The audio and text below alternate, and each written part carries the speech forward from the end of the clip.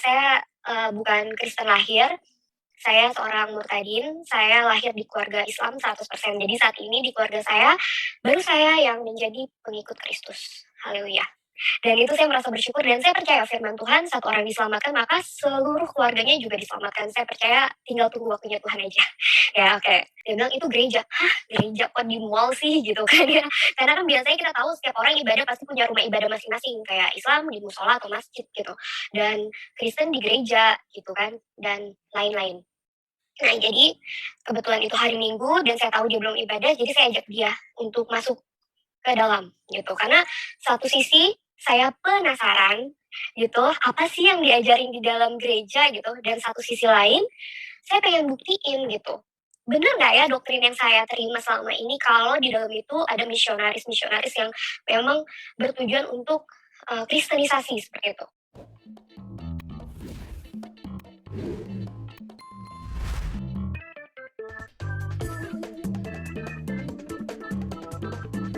Apa kabarnya hari ini? Semoga semuanya dalam keadaan baik-baik aja ya. Amin. Oke, sebelumnya perkenalkan nama saya Dian Juanita. Mungkin ada beberapa di sini yang sering melihat saya di YouTube dengan panggilan Diju ya, nama short name-nya dari Dian Juanita jadi Diju. Oke. Ini bukan kesaksian saya yang pertama ya. Nah, tapi kiranya kesaksian saya ini buat setiap yang sudah mendengar ataupun yang belum mendengar itu bisa menjadi berkat ya buat semuanya. Amin. Oke. Eh, saya akan mulai kesaksian saya ikut Yesus Kristus. Ya, jadi awal mulanya itu dimulai dari tahun 2013 saat saya masih sekolah, teman-teman. Gitu. Jadi saat itu sebenarnya sepertinya sudah ada panggilan ya. Jadi kan saya dari kecil itu didoktrin kalau agama di luar Islam itu sesat dan agama Kristen itu biasanya kristenisasi gitu. Jadi dia sering narik orang untuk jadi pengikut Kristus gitu ya. Nah, karena pada saat itu saya sama sekali nggak tahu tentang kekristenan. Saya cuma tahu Kristen kayak Islam, agama gitu. Nah, jadinya dan ajarannya pun berbeda ya teman-teman gitu. Kalau di agama saya yang lama, mmm, Yesus itu nabi, bukan Tuhan. Ya, dan Yesus itu nggak disalibkan, yang disalibkan itu justru orang yang mengkhianati Yesus gitu. Isa Al-Masih. Jadi Yesus sendiri diangkat langsung ke surga gitu kan. Nah, oh ya, sebelumnya tadi belum perkenalkan ya, saya bukan Kristen lahir, saya seorang murtadin, saya lahir di keluarga Islam 100%. Jadi saat ini di keluarga saya, baru saya yang menjadi pengikut Kristus. Haleluya. Dan itu saya merasa bersyukur dan saya percaya firman Tuhan, saat orang diselamatkan maka seluruh keluarganya juga diselamatkan. Saya percaya tinggal tunggu waktunya Tuhan aja. Ya oke. Oke, saya lanjutkan ya. Jadi pada saat itu tahun 2013 kebetulan saya suka jalan-jalan ke mall ya. Nah kebetulan di mall tersebut ada satu gereja karismatik yang besar sekali gitu. Nah saya ngelihat di situ kok orang-orang pada ke situ pakaiannya rapi-rapi ya gitu kan dan cakep-cakep gitu kan, rapi, bersih, mewah, menurut saya mewah, glamor gitu kan. Karena ada yang pakai jas atau pakai dress kayak gitu. Nah terus habis itu saya tanya teman saya, kebetulan teman saya saat itu Katolik gitu. Nah saya kan nggak tahu ya Katolik dan Kristen itu ada perbedaan dari cara ibadahnya gitu. Jadinya ya udah saya ajak aja dia. Itu apa sih saya tanya sama dia, kok orang-orang pada ke situ dengan pakaian yang rapih dan cakep-cakep ya gitu. Dia bilang itu gereja. Hah, gereja kok di mall sih gitu kan ya. Karena kan biasanya kita tahu setiap orang ibadah pasti punya rumah ibadah masing-masing, kayak Islam di musola atau masjid gitu. Dan Kristen di gereja gitu kan dan lain-lain. Nah, jadi kebetulan itu hari Minggu dan saya tahu dia belum ibadah, jadi saya ajak dia untuk masuk ke dalam gitu. Karena satu sisi saya penasaran gitu, apa sih yang diajarin di dalam gereja gitu, dan satu sisi lain saya pengen buktiin gitu. Bener nggak ya doktrin yang saya terima selama ini kalau di dalam itu ada misionaris-misionaris yang memang bertujuan untuk kristenisasi seperti itu. Oke, eh, setelah saya masuk ke dalam ya teman-teman, rame kan ya, namanya juga karismatik ya, gitu. Jadi kayak nonton konser, rame banget. Habis itu, ternyata pas pembacaan firman, itu pas banget sama pergumulan yang sedang saya alami. Jadi saya ngerasa, kok bisa pas gini ya, dan nggak tahu kenapa hati saya tuh damai. damai banget, kayak nggak pernah ngerasain hal itu. Makanya itu yang bikin saya rindu untuk balik lagi ke gereja gitu, ya.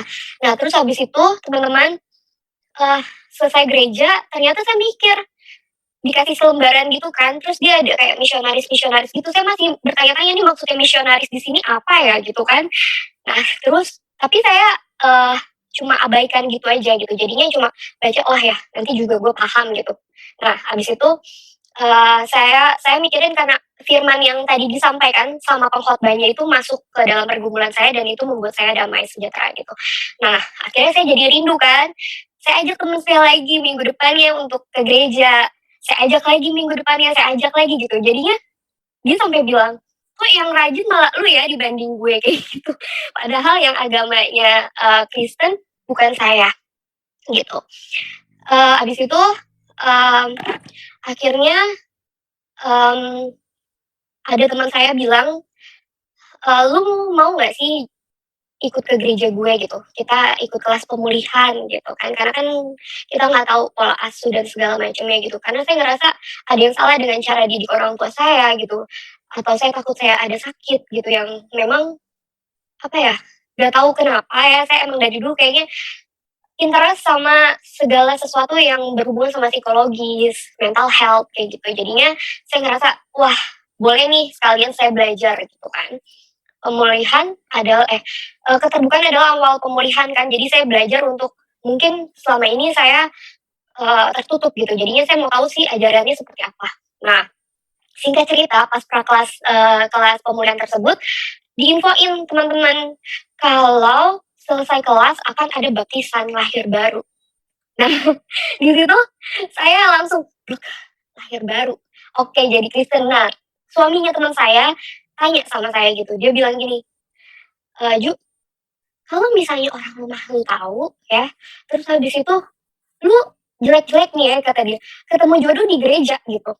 Lu mau ngomong apa sama orang tua lo gitu, terus pasti kan kebongkar tuh kalau selama ini lu ikut gereja," kayak gitu kan. Nah di situ saya mikir, iya juga ya, gimana ya gitu kan.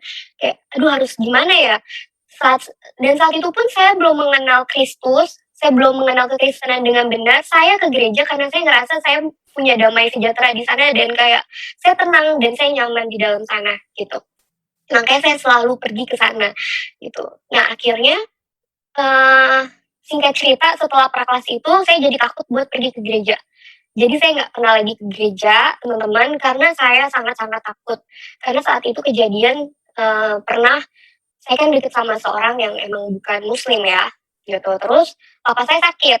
Nah, di situ pas saya pulang kuliah, saya dapat telepon dari kakaknya papa saya terus bilang kayak gini, "Pokoknya kalau ada apa-apa sama adik saya itu semua salah kamu," gitu kan. Sedangkan saya deket sama papa saya, jadi saya ngerasa, "Duh, nggak bisa nih nyakitin orang tua," gitu kan. Saya takut papa saya kenapa-napa. Akhirnya, saya mutusin untuk berhenti ke gereja itu karena saya takut, satu, papa saya kena serangan stroke atau jantung, atau ya hal yang menakutkan buat saya kehilangan orang tua ya, gitu. Nah itu saya takut banget, akhirnya saya berhenti, terus saya juga takut sama Tuhan saya yang dulu, saya takut dia murka sama saya, terus juga saya takut, ya dosa, dapat neraka dan segala macamnya, siapa sih yang nggak takut masuk neraka, bener nggak sih teman-teman? Nah, di perjalanan itu saya ngerasa ketakutan luar biasa, takut banget gitu. Akhirnya saya mutusin untuk ke rumah teman saya yang di daerah dekat Bekasi gitu ya. Jadi panjang kan perjalanannya cuma buat nangis-nangis doang. Nah, tapi teman-teman yang aneh adalah selalu ada cara Tuhan buat kita balik. Dan entah kenapa saya selalu senang, walaupun saya nggak gereja gitu, saya tetap baca firman Tuhan. Dan apa yang keluar dari mulut saya menurut teman-teman saya, itu saya ngomongin firman Tuhan. Jadi pada saat saya udah pindah nih jadi Kristen, kan mereka tahu semua, teman-teman kuliah saya gitu. Dia cuma bilang, "Kalau buat gue nggak aneh lagi, karena saat dulu pun lu selalu bawa-bawa firman," kayak gitu. Sedangkan saya sendiri saya nggak sadar, teman-teman. Nah, oke, ceritanya ini, custom banget ya, ke mana-mana nggak urut. Oke, mmm, lanjut ya. Jadi habis itu, eee, saya mutusin untuk nggak gereja, saya tetap dengerin firman Tuhan, saya tetap baca-baca, kayak apa sih, renungan gitu ya, yang kayaknya tuh jadi apa ya, menjadikan saya pribadi yang lebih baik lagi menurut saya gitu.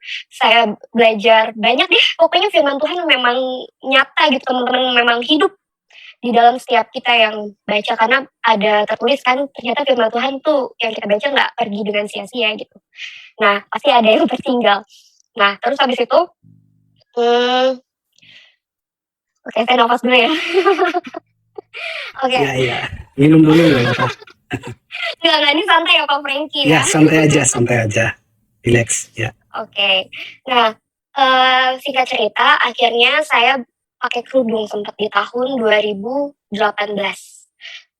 Saya mutusin pakai kerudung karena saat itu jujur teman-teman saya udah pada nikah, married, sebenarnya masih di umur yang muda, menurut saya emang belum waktunya, tapi masalahnya adalah saya selalu dideketin sama orang-orang yang non-muslim, gitu.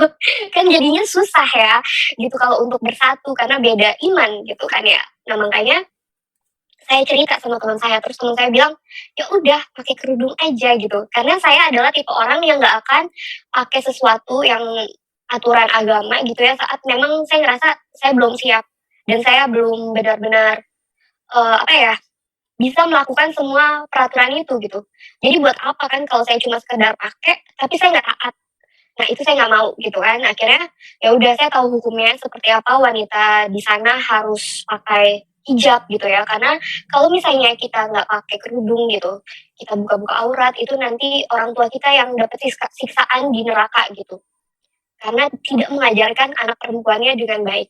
Nah, serem ya maksudnya siapa sih yang mau orang tuanya dapat siksaan di akhirat gara-gara kelakuan anaknya? Nggak ada yang mau pastinya. Karena kita ngerasa kita kan diajarin dari kecil tuh nggak ada yang bisa balas jasa orang tua ya. Jadinya di bumi aja belum tentu kita bisa bahagiain orang tua gitu. Kalau di akhirat masih nyusahin, aduh kasihan banget ya orang tua kita gitu. Jadi oke deh, saya perhatiin kata-kata teman saya itu, terus dia bilang pakai kerudung aja karena dengan pakai kerudung jadi jelas identitas tuh. Karena memang bisa dilihat face saya itu keturunan ya teman-teman. Jadinya setiap yang baru ketemu pasti nanya, kamu ke gereja apa ke wihara gitu, marganya apa gitu. Jadinya nggak kelihatan banget sampai apa kalau saya adalah seorang muslim. Karena waktu saya kerja dulu, pertama kali kerja di kantor yang saya yang lama, pas saya mau sholat saya nanya kan, "Ini kiblatnya kemana ya?" Semuanya langsung pada diem, bengong, dan ketawa. Dikirain saya bukan muslim gitu, jadi mereka kayak nggak nyangka gitu ya. Nah akhirnya saya mutusin deh tuh buat pakai kerudung setelah saya baca-baca ya teman-teman. Saya nggak mau kan yang tadi saya bilang, saya kosong ilmu agamanya. Akhirnya setelah saya putusin untuk pakai kerudung, saya ikut kajian-kajian gitu, supaya menambah ilmu saya juga, dan saya bisa benar-benar menjadi seorang muslimah yang sesuai dengan porsinya gitu ya, menjalankan fungsi saya dengan benar. Nah, tapi gimana ya teman-teman, saat saya pakai kerudung itu saya ngerasa kayak fake banget gitu, bukan diri saya sebenarnya gitu. Jadi kayak saya terpaksa melakukan ajaran agama ini gitu, gitu loh. Jadinya, eee, tapi kan selalu dibilang, "Kamu tuh harus selalu istiqomah," gitu, karena memang untuk jadi, pengikut gitu, maksudnya untuk taat tuh kan sulit, pasti akan banyak banget, eee, ujiannya gitu. "Oh iya, oke," gitu kan, "saya siap kok," itu, untuk menerima segala resikonya gitu. Jadi, sampai saya pindah kantor teman-teman. Karena gini, di kantor saya lama, di dalam ajaran saya dulu itu termasuk riba. Sesuatu yang riba itu nggak berkah apa yang kita dapat itu nggak berkah, malah jadi apa ya, dosa. Kita makan dari uang yang katanya nggak berkah gitu kan, tapi kan nggak masuk di akal juga. Toh saya kerja dengan jujur, dengan benar, saya nggak nipu, saya nggak mencuri, tapi cuma karena segmennya aja itu termasuk dosa gitu kan. Nah ya udah deh akhirnya situ saya mutusin untuk oke pindah kerja yang nggak riba gitu. Jadi bener-bener pengen hijrah ya, hijrah. Ternyata hijrah bener teman-teman. Ya kan bener-bener ketemu Tuhan yang bener gitu. Ini pertama kali saat saya pindah, saya jauh dari keluarga saya hidup sendirian gitu. Saya berjuang ya jauh dari rumah setelah 20 tahun nggak pernah jauh dari orang tua, akhirnya jauh dari orang tua, ngurusin apa-apa sendirian gitu kan, yang biasanya ada yang bantuin. Wow, ini satu hal yang baru banget buat saya gitu. Sempet nangis kayak, aduh Tuhan berat banget gitu, ya Allah berat banget sih gitu kan, harus kayak gini ya tapi aku mau sabar gitu. Mungkin ini yang memang harus aku jalanin kayak gitu kan. Ya udah, singkat cerita di tahun 2019 saya ketemu teman kecil saya. Nah, teman kecil saya ini punya pergumulan di dalam urusan rumah tangganya dia.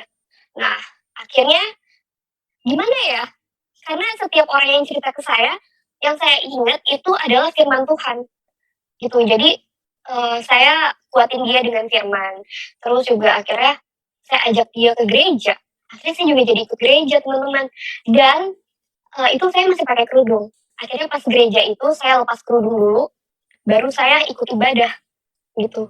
Dan lama-lama saya ngerasa kayak, "Aduh, kok gue kayak mengkhianati kepercayaan saya sebelumnya gitu. Terus juga kayak menduakan Tuhan, waduh nggak bisa gini nih, saya harus ambil keputusan gitu kan.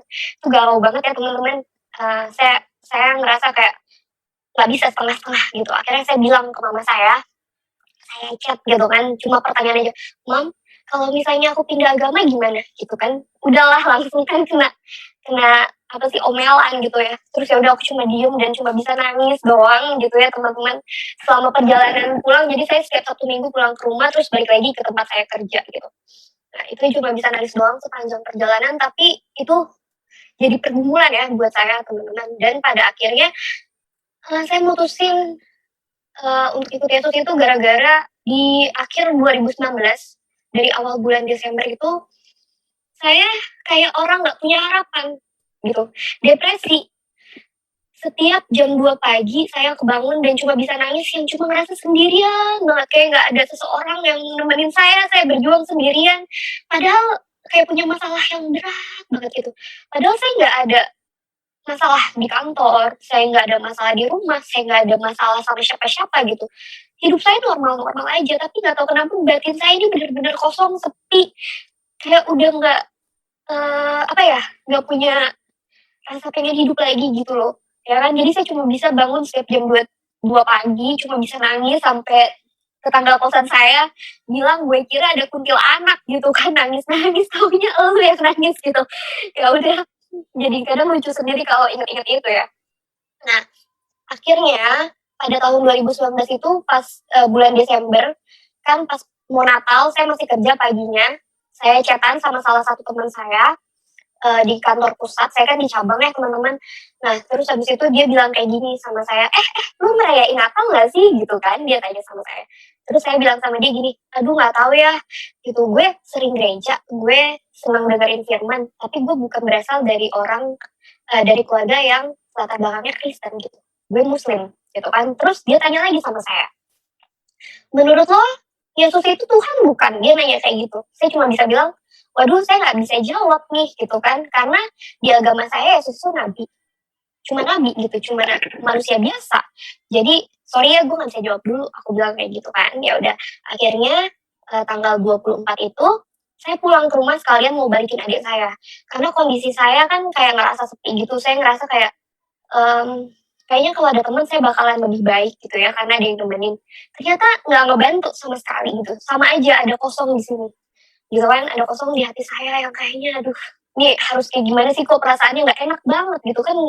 Pernah ngerasain nggak sih kayak ada beban berat banget di sini tuh kayak, ya nggak ada apa-apa isinya gitu, bener-bener hampa.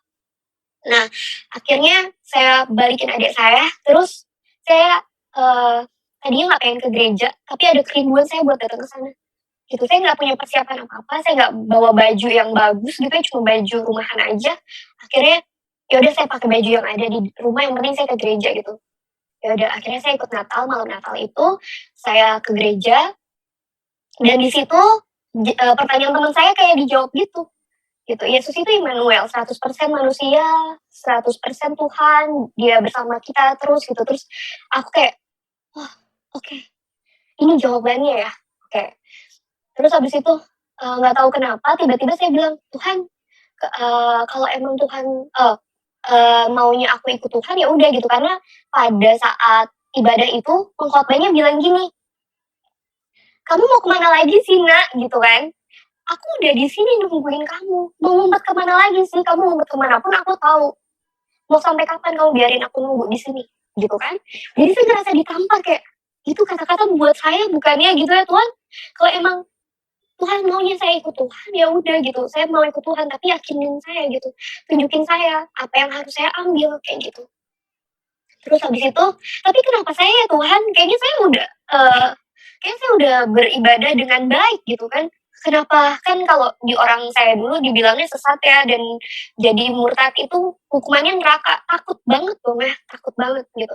Terus, eee apa namanya, saya bilang, "Kenapa saya ya Tuhan, perasaan saya udah ibadah dengan benar gitu. Saya ngaji, saya baca Quran, saya sholat gitu. Saya bahkan nggak cuma sholat wajib, saya sholat, sunnahnya juga gitu. Terus juga, saya ikut kajian gitu, puasa gitu. Terus kenapa sih Tuhan saya gitu, kenapa adik-adik saya yang kayaknya mereka enjoy aja jalanin hidup yang nggak ada ketakutan sama sekali gitu, kayaknya mereka lurus-lurus aja jalannya gitu kan." Terus tiba-tiba pendetanya bilang kayak, "Aku datang ke dunia ini bukan untuk orang benar." Ya kan? Nggak ada orang sehat yang butuh tabib, tapi orang sakit yang butuh tabib gitu kan. Terus kayak ngerasa, "Oh, oke, mungkin ini jawabannya," gitu kan. Jadinya ada satu hal yang harus disembuhkan di dalam saya gitu, dipulihkan dari dalam diri saya. Jadinya benar-benar kayak, "Oh, oke oke oke oke," gitu kan. "Oke deh, kalau emang maunya Tuhan aku ikut Tuhan, aku mau ikut Tuhan," gitu. Jadinya dari situ saya mutusin untuk, ya udah saya mau ikut Yesus gitu. Nah, tapi nggak sampai di situ aja teman-teman. Jadi sejak saat saya mutusin itu, saya mulai dipulihkan. Serius, itu bener-bener saya mulai ada ceria lagi sampai supervisor saya bilang kayak, "Nah gitu dong, kalau pagi-pagi senyum, biasanya mukanya ditekuk aja," kayak gitu. Parah banget ya, emang kalau misalnya hatinya lagi nggak bener, itu pasti kelihatan kan, karena kan hati itu loudspeaker-nya kita gitu kan sebenarnya. Jadi mau dibohongin seperti apapun pasti kelihatan, terpancar gitu kan.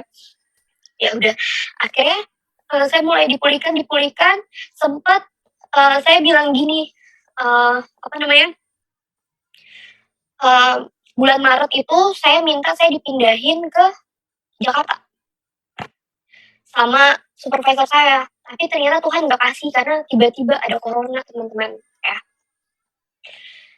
Padahal saya udah berniat untuk resign, jadi saya ngerasa itu juga ada penjagaan Tuhan di situ buat saya dan ada rencana Tuhan di situ. Mungkin kalau saya balik ke Jakarta, saya belum dibaptis sampai sekarang, gitu. Karena pas banget pas corona, habis itu kan nggak gereja-gereja tuh, gereja online kan. Nah, akhirnya ada sedikit keraguan karena saat itu saya terima informasi kalau teman kecil saya ini yang saya ajak ke gereja waktu dia punya pergumulan itu, masuk Islam.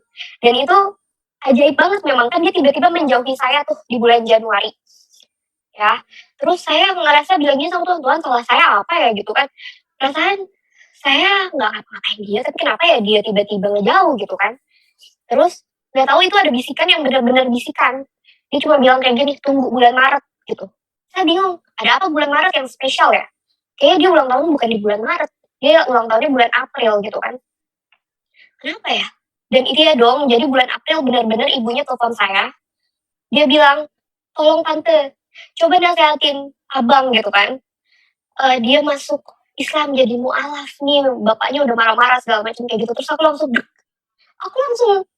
iya iya nanti aku ngomong sama abang. Itu aku nangis, aku kayak nanya sama Tuhan gitu, "Tuhan," gitu kan, kayak mau teriak tapi di dalam kantor gitu kan nggak bisa, "Tuhan maunya apa?" Gitu kan, "Ini kenapa saat saya mau keluar ikut Tuhan, tapi teman saya malah ikut Islam, ini yang benar yang mana?" Gitu kan. "Ini saya yang sesat apa dia yang sesat ya, Mbak?" Gitu kan. Terus tiba-tiba ada suara dan itu jelas banget, kayak, "Itu karena wanita," gitu kan. Masa sih karena wanita? Nggak mungkin lah gitu, karena kan dia juga pelayanan gitu kan.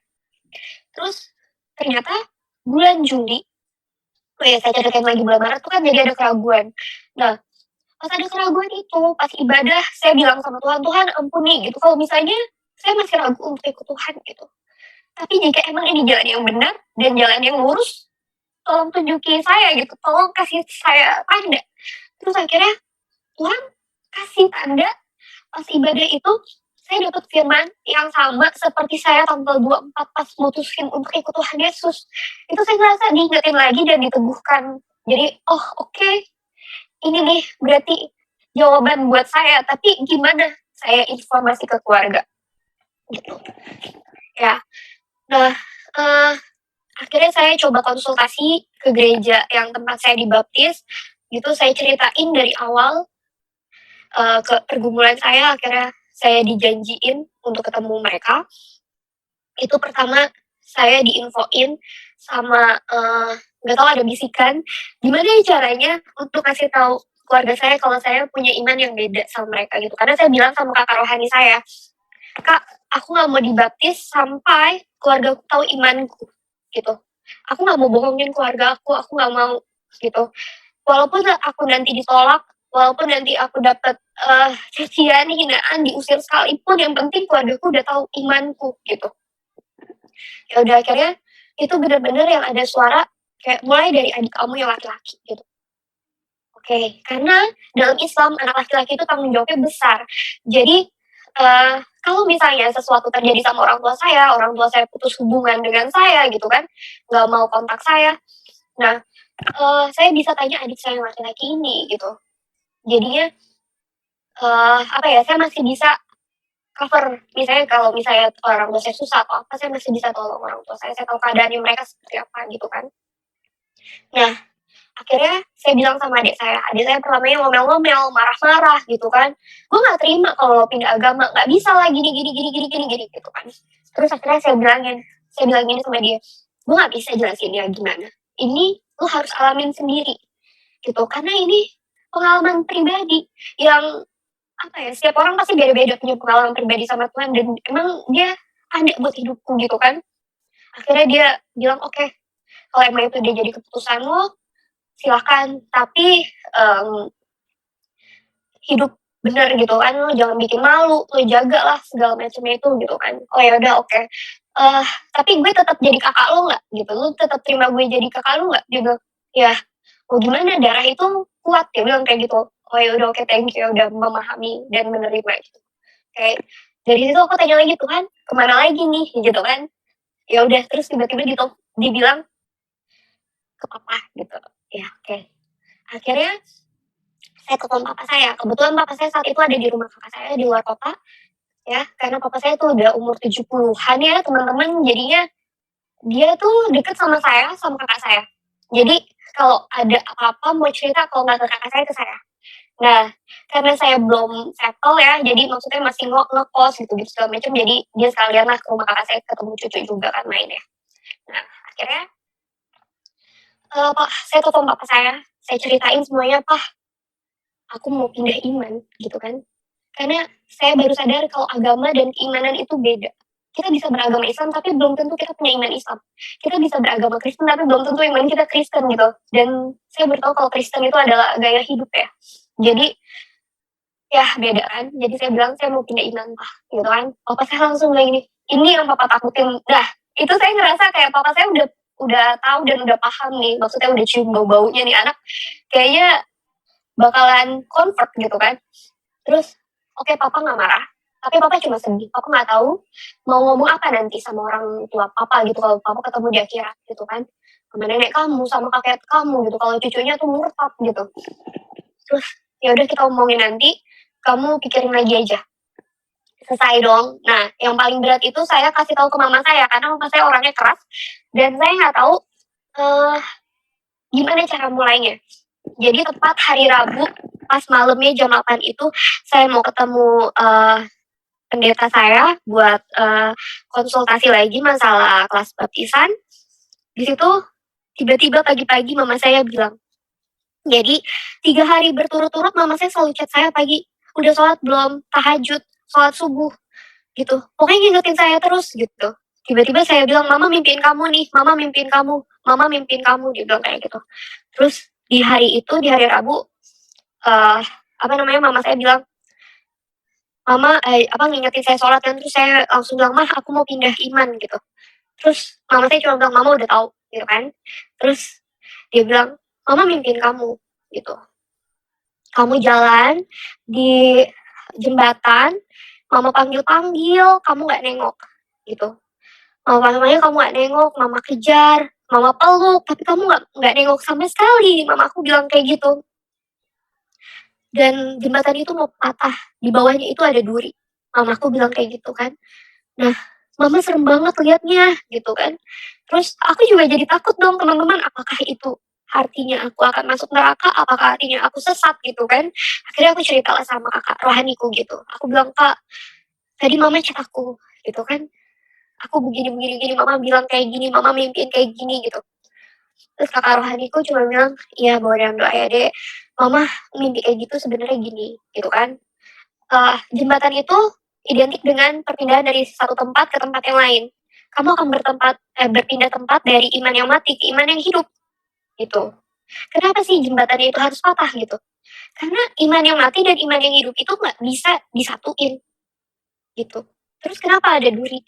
Ya itu akan jadi duri dalam keluarga kamu karena keputusan kamu yang sekarang kayak gitu. Dari situ aku kayak, oh oke mungkin ini jawabannya itu. Terus nggak sampai di situ dong. Karena takut banget, kita kan diajarin di dalam, firman Tuhan ada yang bilang kalau kita harus selalu menghormati orang tua kalau kita mau panjang umur di bumi ini gitu kan ya isinya seperti itu gitu. Saya takut dengan saya menjadi seorang Kristen apakah saya melawan orang tua saya gitu. Artinya saya tidak tidak patuh juga sama firman Tuhan, tidak menghormati orang tua saya gitu, membangkang. Ternyata ada lagi firman Tuhan bilang kayak gini saya nemu. Jadi setiap pergumulan itu saya ngerasa saat saya baca Alkitab tuh kayak jawaban dari Tuhan. Jadi kayak ngerasa Tuhan lagi ngobrol sama saya gitu. Kayak siapa yang tidak siapa yang lebih menyayangi mengasihi orang tuanya dibanding aku, dia tidak layak bagiku. Siapa yang mengasihi saudara perempuannya, saudara laki-lakinya dibanding mengasihi aku, dia tidak layak bagiku. Aku nggak mau menjadi yang nggak layak buat Tuhan gitu. Terus aku jadi oke, aku ikut Tuhan bukan satu hal yang buruk. Aku tahu rancangannya Tuhan itu lebih sempurna dibanding rancanganku, gitu kan. Jadinya ya udah Tuhan, apapun resikonya aku ambil gitu. Terus juga dikuatin dengan firman Tuhan yang bilang kalau misalnya orang tua kamu ngebuang kamu gitu kan, tidak ngakuin kamu, Tuhan akan ganti berkali-kali lipat gitu kan. Dan itu benar kayak terjadi di dalam hidup aku gitu. Tuhan benar-benar firman Tuhan itu benar-benar hidup di dalam hidup aku gitu. Jadi ya nggak ada alasan lagi buat saya untuk balik lagi gitu kan. Uh, Jadinya luar biasa sih, penyertaan Tuhan itu benar-benar luar biasa. Jadi kita emang harus apa ya, punya keluarga rohani iya, terus juga ngelekat erat sama Tuhan dan apapun itu harus tanya sama Tuhan gitu. Karena sebenarnya nggak ada yang kebetulan di dunia ini. Jadi kalau misalnya tiba-tiba kita dapat firman Tuhan itu kayaknya satu hal jawaban dari Tuhan gitu.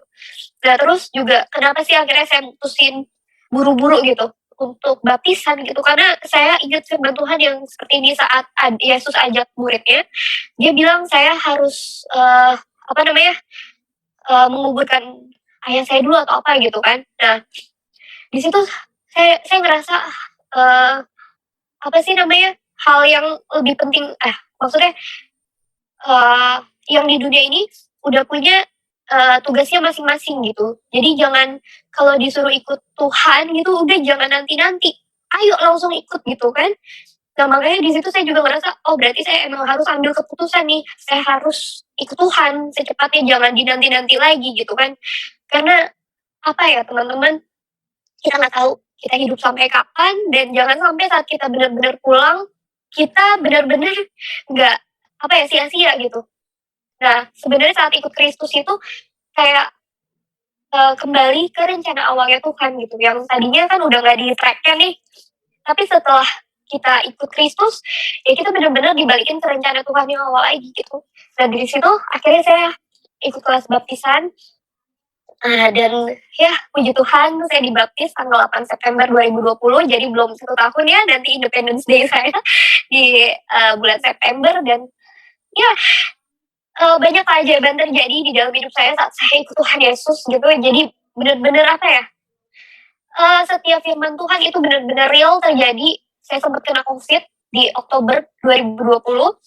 Di situ apa ya, saya bingung, takut dan segala macamnya. Karena saat itu COVID kan masih kayak satu hal yang baru ya buat setiap kita gitu. Jadi kayak hal yang kayak zombie kalau udah kena COVID tuh kayak nggak ada yang mau deketin, nemenin, dan kayaknya udah virus banget gitu. Nah, pertama saya tes antigen itu saya non reaktif. Terus saya CT thorax itu saya juga normal. nggak ada satu hal yang aneh-aneh, tapi penciuman saya hilang teman-teman. Nah, terus akhirnya dokternya bilang coba swab PCR gitu kan. Nah, pada saat saya mau tes swab PCR itu saya cuma bilang Tuhan terjadilah sesuai kehendakmu gitu.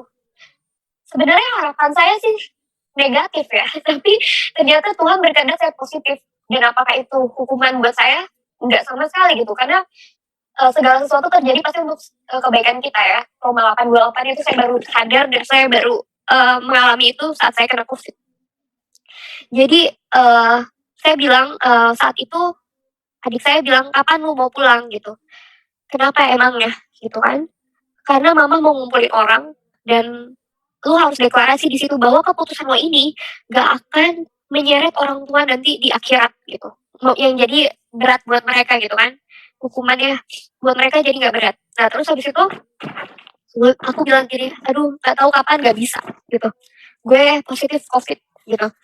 Jadi gue gak bisa kemana-mana, gue harus isolasi dan kawan-kawannya gitu kan. Terus dia gak balas lagi, terus saya chat mama saya bilang, saya telepon sama papa saya juga, saya minta maaf, saya gak bisa pulang. Bukan saya gak mau pulang, tapi saya kena COVID gitu. Dan jawaban orang tua saya, papa saya bilang kayak, ya itu hukuman buat kamu. Karena kamu ninggalin Allah gitu kan. Terus saya cuma bisa diem. Terus juga saya bilang ke mama saya, terus kata mama saya, gak usah ngadu, karena itu udah jadi resiko kamu. Pokoknya selama kamu murtad, ya nggak usah ngadu apapun itu gitu. Dan mama saya juga selalu bilang apapun yang terjadi sama kamu itu hukuman. Terus juga apapun yang saya kasih ke mama saya itu gak diterima karena haram buat mereka. Terus juga air susu mama saya yang ada di dalam saya itu katanya haram buat di dalam tubuh anak yang kafir gitu kan ya. Jadi apa ya, sebenarnya peperangan rohani sih ya teman-teman gitu. Saya nggak dapet apa ya kekerasan fisik, tapi batin dan pikiran itu perang. Dan saya benar-benar harus melekat sama Tuhan. Kalau nggak mungkin saya nggak kuat sampai sekarang. Itu benar-benar penyertaan Tuhan luar biasa. Saya benar-benar serahin semuanya sama Tuhan. Jadi biar Tuhan yang ambil alih gitu. Jadi pas saya COVID itu kebetulan saya cuma ngandelin gaji saya teman-teman. Jadi kan habis buat tes ini tes itu, dan buat kebutuhan saya sisa duit saya cuma 400.000 saat itu. Terus apa namanya, sorry, bapak kos saya bilang kamu mendingan jadi saya sempat bilang sama bapak kos saya kalau saya kena COVID.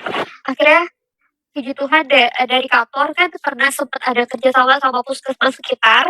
Jadi saya kenal orang puskesmas, saya laporan kalau saya kena COVID. Akhirnya dia bantuin untuk urus surat domisili dan kawan-kawannya biar saya dapat slot di tempat isolasi dari pemerintah gitu. Ya puji Tuhan diurusin dan emang dapet. Jadi pas saya udah selesai dari situ, saya mau pulang lagi dong ke kos gitu. Uang saya tinggal 400.000. Terus bapak kos saya bilang, mendingan kamu jangan di sini dulu gitu. Kamu ngungsi dulu kemana, nanti kalau udah gimana-gimana baru balik lagi gitu. Karena anak-anak kos masih takut. Itu jadi kayak gimana ya, aduh harus apa nih gitu kan. Mana nyewa kosan di situ 1 jutaan per bulan ya gitu kan.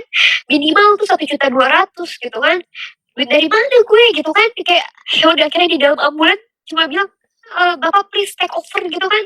Aku udah gak tahu deh mau gimana, terserah mau dibawa kemana. Aku tahu kok rencanamu lebih indah dari rencanaku, dan pastinya aku gak akan jatuh tergeletak. Aku bilang kayak gitu, please take over bapak gitu. Dan ternyata beneran pas sampai puskesmas itu kakak rohani saya kasih saya pinjaman 1 juta gitu kan. Jadinya aduh Tuhan terima kasih gitu. Jadi seenggaknya saya punya tempat gitu, dan emang gak akan kekurangan teman-teman. Jadi jangan pada takut gitu. Jadi kan kalau bisa dibilang uang saya sisa 200.000 sampai nanti gajian lagi gitu ya. Itu buat makan gimana, dan bener-bener saya kayak gak kekurangan sama sekali bahkan untuk makanan gitu. Jadinya di situ saya ngerasa oh oke, gitu. Di sini saya belajarnya pada saat kena COVID adalah gini. Selama ini saya ngandelin kekuatan saya sendiri. Saya ngandelin kekuatan saya sendiri karena dari awal saya lulus bahkan ya, itu saya nggak pernah ngerepotin orang tua saya. Nggak pernah saya minta uang spesial pun sama orang tua saya gitu. Bahkan kuliah pun saya beasiswa gitu. Jadi ya, apa ya, saya ngerasa saya mampu sendirian gitu. Dan ternyata itu sangat apa ya, berpengaruh dalam hidup saya jadi gak trust sama orang gitu. Saya ngerasa kalau orang lain yang uh, apa yang ngambil alih semuanya dan saya nggak ikut turun itu nggak akan berjalan gitu. Jadi bener-bener kayak Tuhan tuh mau balikin kayak lu nggak bisa sendirian nih. Kalau lu sendirian lu capek gitu, lu harus serahin sama gue gitu.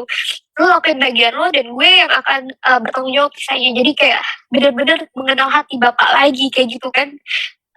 Mulihin saya bahwa saya harus belajar untuk percaya gitu, harus belajar jangan mengandalkan kekuatan saya sendiri gitu, dan itu nggak baik buat diri saya. Jadi Roma 8:28 lagi teman-teman. Jadi banyak banget sebenarnya kejadian-kejadian luar biasa gitu. Ya, kalau misalnya kita ikut Yesus dan emang Roh Kudus itu tadi ya benar-benar petunjuk. Jadi saat saya tanya sama tentang teman saya itu yang bulan Maret ada bisikan karena wanita, dan itu benar-benar kejawab. Di bulan Juli saya dapat informasi dia nikah sama teman kantornya yang muslim gitu, dan ya posisinya jauh di atas dia dan bisa mencukupi dia padahal dia laki-laki ya teman-teman. Jadi dan dia meninggalkan istri dan anaknya. Aduh Tuhan Yesus gitu kan, tuh kayak aduh, benar-benar deh Roh Kudus itu benar-benar ada dan benar-benar hidup, dan ya biar kita nggak sesat dia selalu kasih kita petunjuk gitu sih. Mungkin itu aja ya Pak. Thank you, mungkin nanti ada pertanyaan. Thank you. Iya, luar biasa. Saya merasakan ada kasih Tuhan, ada sukacita di balik cerita ini. Meskipun cerita ini menyedihkan, tetapi kok tidak membuat hati saya pilu. Tapi saya merasa bahwa kok ada sukacita, ada kasih Tuhan kepada Dian, Ya, yang Dian rasakan sampai saat ini. Memang sangat-sangat. iya, memang betul ada duka yang dialami, tapi terkadang di saat-saat itu kasih Tuhan tuh bekerja untuk menunjukkan betapa besar kuasanya. Yes. Ya, dan kita bisa melihat sendiri bahwa tadi teman yang meninggalkan Tuhan Yesus, kita sudah tahu motifnya, ya kan? Tetapi Iya, benar. Dian benar-benar memang mau mengikuti Yesus. Memang di sini ada pengorbanan, tapi itulah sesuai firman Tuhan. Kita juga harus memikul salibnya ketika kita mengikuti Dia. Tetapi di balik itu, meskipun cerita ini agak sedih ya, seperti tadi saya sudah katakan, tetapi saya merasakan ada sukacita. Ada kasih Tuhan yang begitu luar biasa, yang tetap mengiringi dan mendampingi langkah kaki dari Dian. Yes, Luar biasa. banget, Pak. Iya, Betul Tuhan banget, Yesus, iya. Tuhan Yesus emang luar biasa banget karena gini, saya ngerasa kayak misalnya cerita-cerita sedih itu kadang orang pakai buat apa ya, buat dimanfaatin dengan satu hal yang nggak oke gitu. Tapi setiap apa ya, setiap hal yang nggak enak yang dijadikan sama saya gitu, itu saya ngerasa kayak disitulah Tuhan memproses saya gitu untuk membentuk mental saya gitu. Jadinya dan kita kan semua anak-anak raja di sini ya Pak. Jadi nggak mungkin kita punya mental tempe gitu ya. Jadi gak tahu kenapa. Jadi setiap apapun gitu, kalau misalnya saya dihina, saya dijelek-jelekin, ya pokoknya itulah. Itu kayak apa ya? Saya ngerasanya kayak nggak disakitin gitu loh Pak. Jadi mungkin karena kekuatan Allah sendiri, karena kan Allah kita baik Allah ya. Jadinya itulah kekuatan yang Tuhan kasih buat setiap kita, penjagaannya luar biasa deh untuk setiap kita gitu. Jadi saya juga nggak ngerasa yang gimana-gimana sampai jatuh banget, enggak. Iya, itu yang saya katakan tadi bahwa luar biasa penyertaan Tuhan, dan saya bisa melihat aura sukacita itu terpancar dari wajah Dian. Kasih Tuhan luar biasa. Iya. Ya, puji Tuhan. Luar biasa ya teman-teman. Kesaksian yang menggetarkan hati, yang luar biasa, yang sangat dahsyat karena dia berani mengambil keputusan dalam hidupnya untuk percaya kepada Kristus, bahwa hanya di dalam Yesus saja ada keselamatan. Di dalam Yesus ada juru selamat di dalam hidup manusia. Seperti firman Tuhan katakan, dan keselamatan tidak ada di dalam siapapun juga selain di dalam Dia. Sebab di bawah kolong langit ini tidak ada nama lain yang diberikannya kepada manusia yang olehnya kita dapat diselamatkan. Wow. Hanya di dalam Yesus saja kita mendapatkan keselamatan. Di luar Yesus hanya keselamatan yang bersifat sementara dan hanya mudah-mudahan. Tetapi ketika kita percaya di dalam Yesus, di situ kita mendapatkan kepastian keselamatan. Sungguh dahsyat, luar biasa. Ya teman-teman, ada satu firman Tuhan yang saya mau bagikan kepada kita semua dalam Yesaya 43 ayatnya ke-10 sampai ayat yang ke-12. Firman Tuhan katakan, kamu inilah saksi-saksiku, demikianlah firman Tuhan, dan hambaku yang telah kupilih, supaya kamu tahu dan percaya kepadaku dan mengerti bahwa aku tetap Dia. Sebelum aku tidak ada Allah dibentuk, dan sesudah aku tidak akan ada lagi. Akulah Tuhan, dan tidak ada juru selamat selain daripadaku. Akulah yang memberitahukan, menyelamatkan, dan mengabarkan, dan bukannya Allah asing yang ada di antaramu. Kamulah saksi-saksiku. Demikianlah firman Tuhan, dan akulah Allah. Ya, luar biasa firman Tuhan ini juga ya, teman-teman. Dan kiranya melalui kesaksian yang kita dengarkan dari seorang murtadin tadi, ketika berawal dengan penasaran, ada gereja di mall, akhirnya dia ikut beribadah. Di situ dia mendapatkan ketenangan, kedamaian, dan sukacita yang luar biasa dalam hidupnya. Bahkan setiap pergumulan dia mendapatkan jawaban. Wow, dahsyat ya teman-teman. Dan kiranya melalui firman yang kita dengarkan juga boleh memberkati kita. Dan kita terus menjadi saksi Kristus dimanapun kita berada. Supaya banyak orang yang percaya kepada Kristus sebagai Tuhan dan Juru Selamat mereka. Dan terus dukung perkembangan channel ini dengan cara like, komen, subscribe, dan juga di-share sebanyak-banyaknya kepada teman-teman yang lain, bahkan di media sosial teman-teman, sehingga banyak orang yang diberkati, yang percaya kepada Kristus sebagai Tuhan dan Juru Selamat mereka. Dan nantikan video-video selanjutnya. Kiranya Tuhan Yesus nantiasa memberkati kehidupan kita. Apapun yang menjadi pergumulan kita, apapun yang menjadi doa kita percaya di dalam Tuhan ada pengharapan, ada jawaban. Kiranya Tuhan Yesus memberkati kita semua dari sekarang sampai selama-lamanya.